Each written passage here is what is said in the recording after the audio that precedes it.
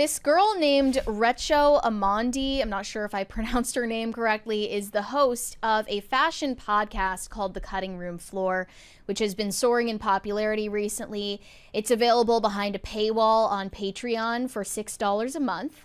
And she has apparently gotten so much growth on the platform that she can now afford to hire a personal assistant behind the scenes. She described this in the job listing, a role that combines the responsibilities of a bookings administrator and studio coordinator, who will also be serving as a personal assistant to Amandi.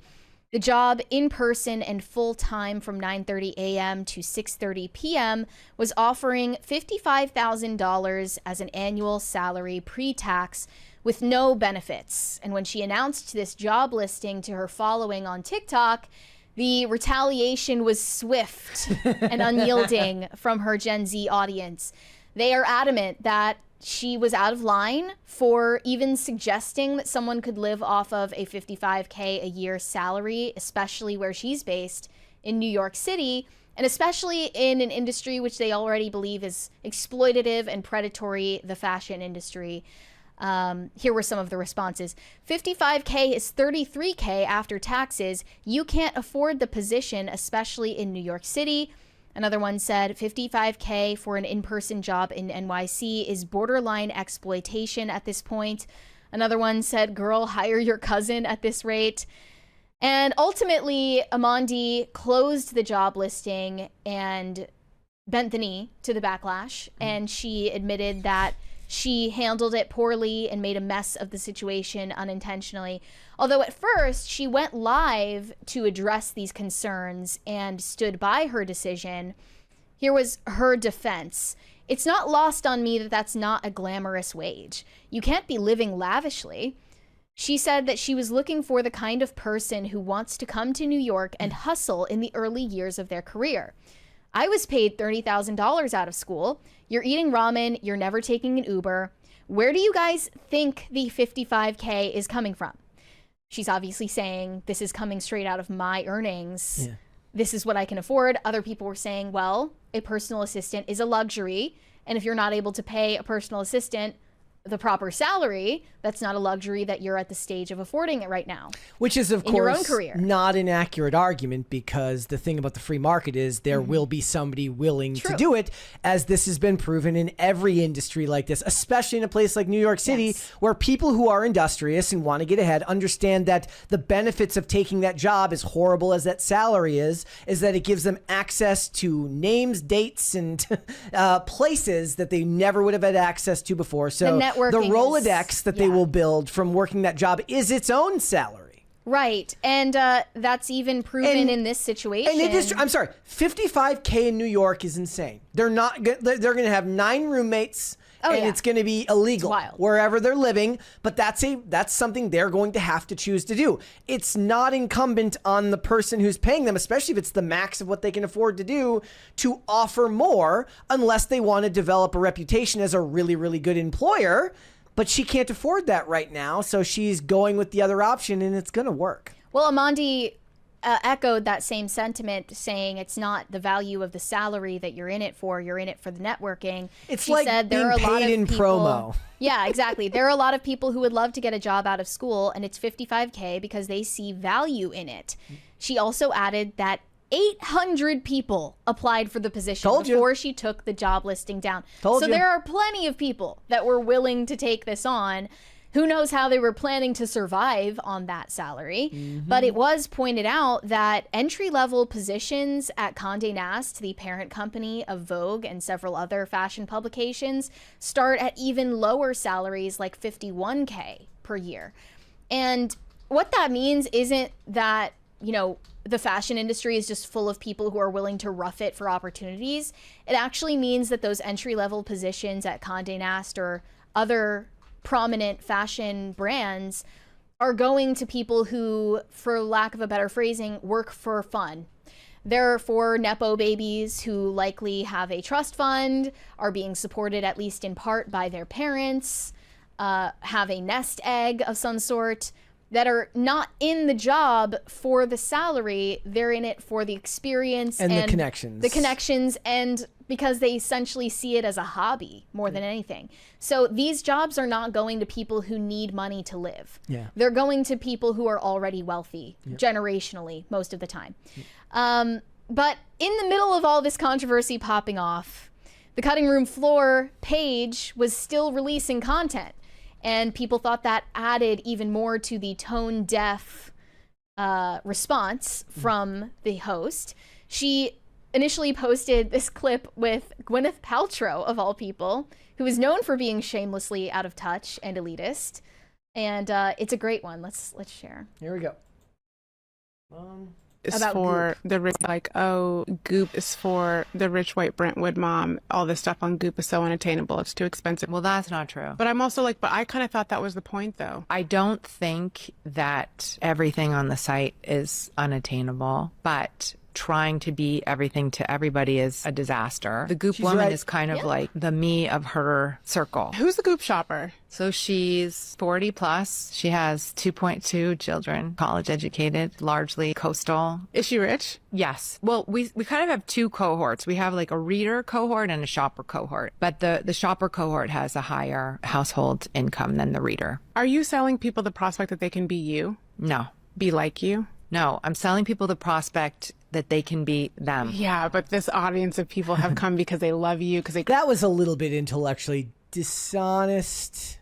Well, that's why people love this host, because she calls them out. They aspire to be you. Totally. But I think there's also something irreverent about me. There's a pushback against existing systems that I think our woman likes. That's who I believe Goop is speaking to. But also moneyed. Most of what we buy is not for that super, super affluent. It's more affluent.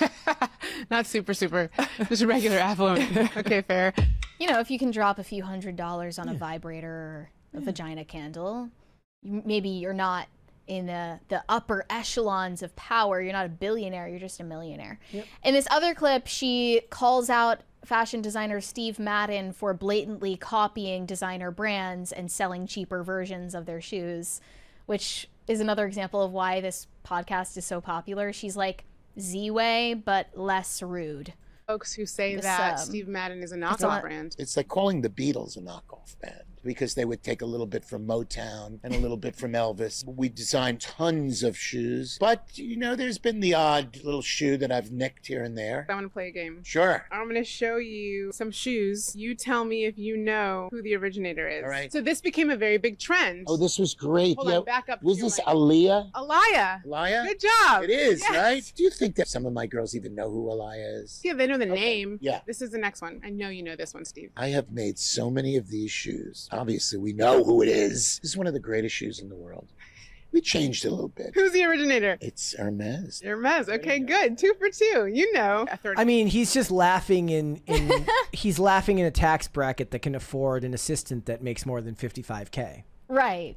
Well, I did want to... Ironically enough, he'd probably pay the same. I did want to get to the crux of the issue, which is that Gen Z is very confused about the worth of the US dollar. Yes.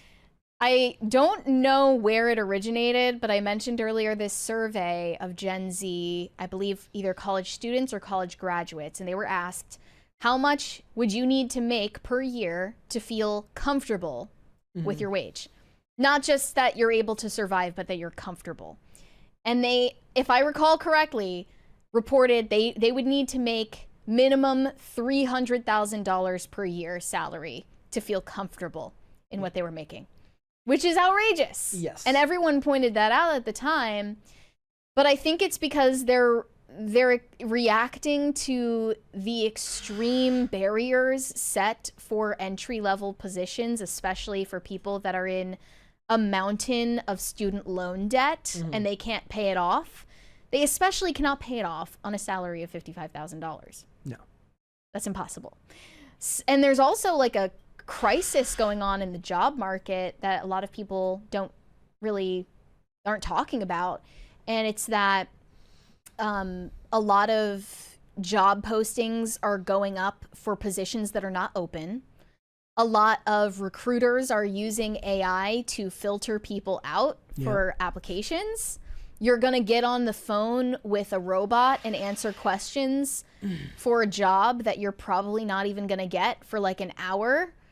And the job search right now for it's demoralizing. It is. It's unbelievably insane. demoralizing. It for is people. insane. And I think that this girl, Recho Amandi, she kind of just became the target or the scapegoat for a lot of resentment that was already brewing amongst Gen Z.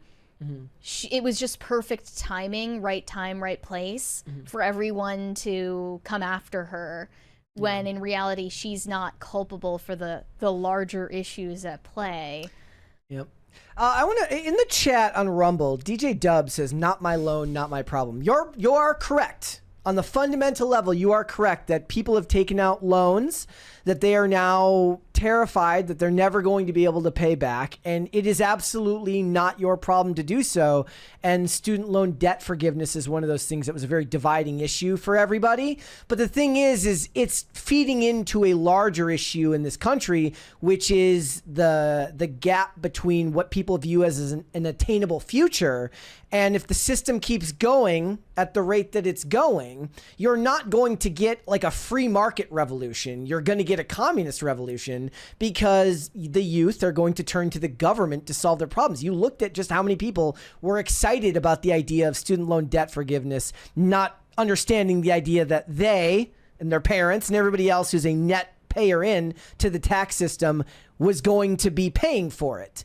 And eventually it's going to brew enough resentment amongst Gen Z and then Gen Alpha and beyond that there's no future. Like you said, they can't even find a job. They're talking to robots who are wasting their time to find a starter job at $55K that will not pay back their loans.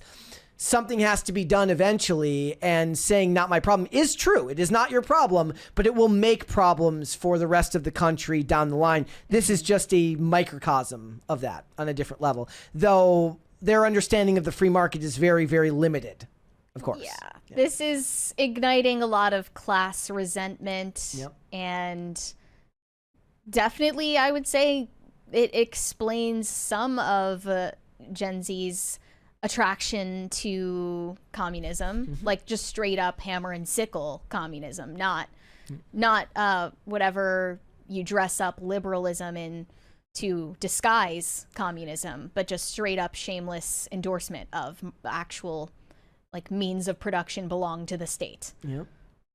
Because they're in between a rock and a hard place. And then when conversations like this arise, what they hear from millennials, a lot of millennials at least, not the younger millennials, but older millennials and Gen Xers and boomers is, well, when I started out, I was getting paid in bubblegum wrappers and I had to go in to the place of business. I gave a firm handshake. They still believe that's how you smile, and my resume was printed out on nice paper. That's what they still believe that's how you get a job. And that is even true for older millennials, even in New York City, who started out working at like low-level jobs in something like the fashion industry. They're like, I was fetching coffee for Anna Wintour. Well, I mean, the joke for $11 an hour. It's like they started out in the mailroom. And I lived in Brooklyn with one roommate. And if you can't rough it like I did, well, your generation is just not made of tough stuff like mine was.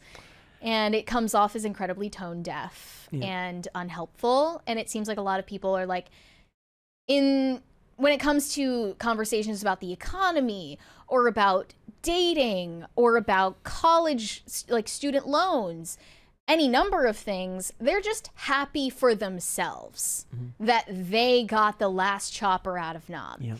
They couldn't really seem to give an F less what young people today are dealing with in these various facets of adult life, especially dating. Like when it comes to dating, there's very little sympathy for the situation that young people are in with dating apps and in hookup culture, situationships, serial monogamy, non-commitment.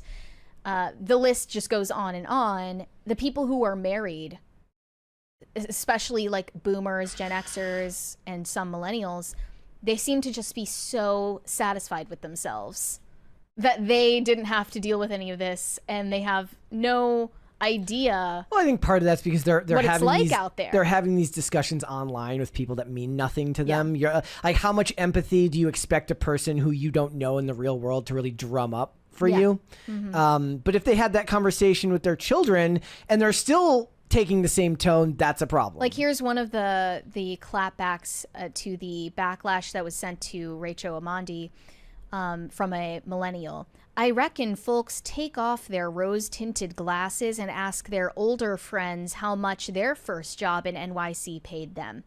I was once paid $11 an hour for an assistant role at a top publication in fashion with no benefits. Years before that, I had a friend who interned more than once for no pay, no lunch, and was expected to go above and beyond on the daily. But they're talking about things that happened pre-2008 and pre-COVID as well. It's completely... The landscape is not comparable. And in some ways, it's a problem with Gen Z's attitudes towards work. And in other ways, it's completely beyond their control. Gen Z isn't doing themselves any favors. And I know that people who work in recruiting, people in HR, have had to interview Gen Z for jobs and have noticed that they are relying on AI for their resumes. They have very little attention span. Like they've probably been on drugs for various diagnoses, anxiety, ADHD since childhood. Their brains are fried. They're constantly on social media. They have very poor social skills. They weren't raised with work ethic as a priority or a top value. And that's the reality. There aren't a lot of hireable Zoomers in general. Yeah. But even the ones who are at the top of their game are having a problem finding good work and being able to afford life. Yep. Anywhere in the country, let alone New York City. Thanks for watching. Listen to full episodes of Pop Culture Crisis on Spotify. Keep up with us on social media and make sure you subscribe and ring that bell so you never miss the show. Bye, guys.